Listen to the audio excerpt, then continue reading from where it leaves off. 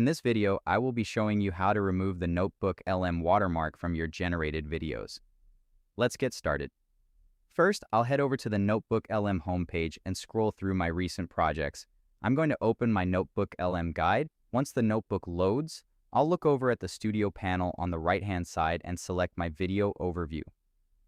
I'll play the video for a moment so you can see the watermark that appears by default. To fix this, I need to download the video first.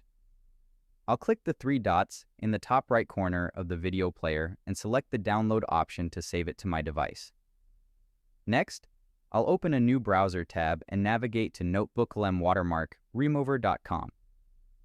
This is a dedicated tool for cleaning up these specific AI-generated files. I'll stay on the Video Remover tab and click the Select File button. I'll browse my downloads, select the video I just saved, and hit Open. You'll see a few options here, like trimming the end of the video or adjusting the cinematic mode, but I'll go ahead and click Start Removing Watermark. Now I'll just wait a few seconds while the tool processes the file. It's working locally in the browser to strip the watermark away. Once it hits 100%, I get a clear side-by-side comparison of the before and after versions. The watermark is completely gone, so I'll click Download Clean Video to save the final result. Finally, I'll open the new file in my media player to double-check the quality. The video looks perfect and is now watermark-free and ready to use.